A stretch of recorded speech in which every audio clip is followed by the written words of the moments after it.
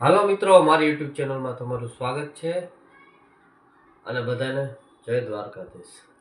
અને મિત્રો, આજે છે વિશ્વકર્મા જયંતિ, એટલે વિશ્વકર્મા દાદાને આપણે પ્રાર્થના કરીએ કે બધાના ધંધામાં ખૂબ તેજી આવે અને આપણા ધંધા સારા ચાલે. અને મિત્રો, વાત કરીને વિશ્વકર્મા દાદાની જય. મિત્રો, વાત કરી માર્કેટની, તો માર્કેટમાં આજે નિફ્ટી લગભગ 0.5% જેવું નેગેટિવ રિટર્ન આપ્યું છે. જે મેં તમને 2 દી પહેલાં લગભગ શુક્રવારના વિડીયોમાં મેં તમને કીધેલું કે આ એવું લાગતું નથી કે આ ઓલું વાવાઝોડું આવે તે પહેલાંનું આપણે મને એવું લાગતું મેં 2 દી મોરે વાત કરી, વાવાઝોડું આવે ને તે પહેલાં આપણે થોડી ખબર આવે, પવનની ફટકી આવે. એટલે મને એવું લાગે છે કે આજે જે માર્કેટ પડ્યું એ હજી આપણે નિફ્ટી 23,300 ઉપર છે ત્યાં સુધી વાંધો નથી.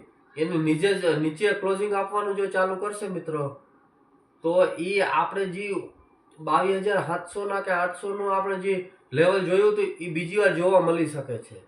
એટલે અને હજી આ આપણે આજે 1.25 પોઈન્ટ હજી નિફ્ટીએ નેગેટિવ રિટર્ન આજે આપ્યું.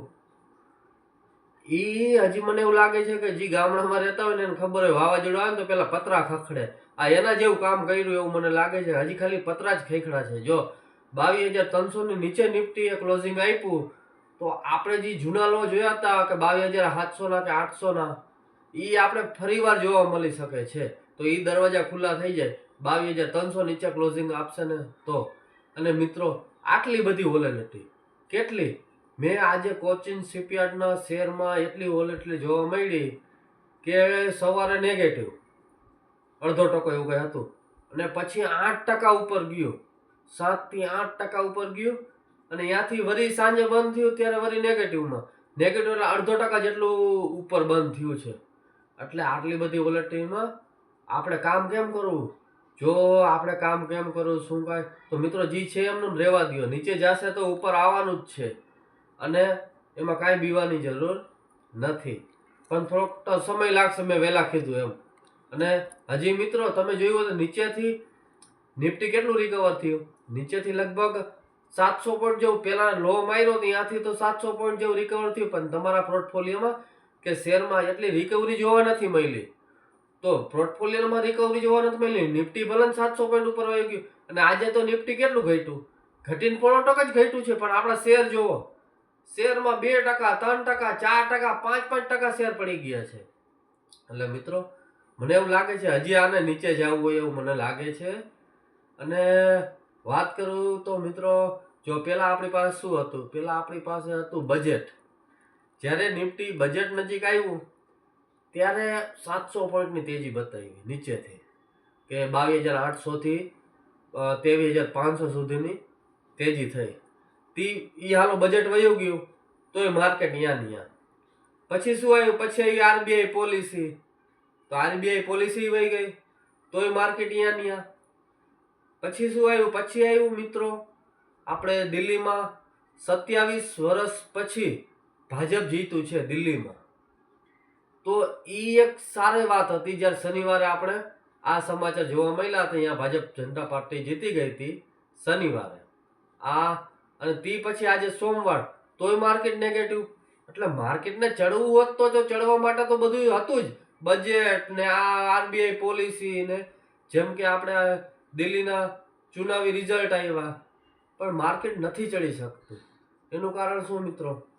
કે ક્યાંય મને એવું લાગે ગ્લોબલ જે દેશના જે બધું જે દેશ જે આપણો ગ્રોથ કરતો હતો એમાં થોડીક ધીરી સ્પીડ થઈ ગઈ એવું લાગે છે. એટલે શું થાય કે બહારના જે આપણે એફઆઈઆઈ કહેવાય ને, એ નિવેશ કરવા આવે ક્યારે આવે કે એને આપણા દેશમાં કઈ વસ્તુ સારી લાગે કે આપણો દેશ તેજીથી ગ્રો કરે છે તો નિવેશ કરવા આવે. અત્યારે તો એ નકરા પૈસા કાઢ જ કરે છે, વેચવાલી જ કરે છે. તો મિત્રો, એ હવે આપણા દેશમાંથી પૈસા કાઢીને ક્યાંય બીજે રોકતા હોય એટલે આપણે આ બધું નીચે આવે છે. એટલે મિત્રો, આવનારા સમયમાં હજી મને લાગે છે માર્કેટ નીચે આવશે. અને મેં તમને કાલના વિડીયોમાં કીધું ધીરે ધીરે આવે. એટલે મિત્રો, કે નિફ્ટી રહ્યું 23,300 નીચે બંધ થશે તો આપણે હજી જે 22,700 800 લો છે ને એ જોવા માટે તૈયાર રહેવું પડશે. એટલે મિત્રો કાંઈ ન કરો તો કાંઈ વાંધો નહીં, પણ જી છે એ એમને એમ રાખો તો આજ નહીં કાલ ઉપર આવવાનું જ છે. એટલે થોડુંક મગજ શાંત રાખીને કામ કરો તો તમને થોડુંક માર્કેટ સમજમાં આવી જાય. અને આપણે એમ કહીએ કે હું અત્યારે લઈ લઉં ને વળી વેચું ને, તો તમારું મગજ અમુકનો ખવાઈ જશે. કેમ કે ઊંચા ભાવનું લીધું હોય છે તો સાંજે નીચા ભાવે આવીને ઊભું રહેશે. એટલે મિત્રો જી છે એ એમને એમ રાખીએ અને શાંત મગજે કામ કરીએ. અને મને એવું લાગે હજી માર્કેટ નીચું આવવું જોઈએ. હું મારું મંતવ્ય જણાવું છું મિત્રો, એટલે હું ખોટો પણ પડી શકું છું, પણ મને એવું લાગે છે માર્કેટ હજી નીચે આવી શકે છે. મિત્રો આજના વિડીયોમાં આટલું. અને તમારે કોઈ શેર લીધેલો હોય, તમારે કોઈ એવરેજ કરવાની ઈચ્છા હોય તો મિત્રો કોમેન્ટમાં લખજો કોઈ શેરનું નામ, તો હું મારા હિસાબે લેવલ કહીશ કે આ લેવલે આવી શકે છે.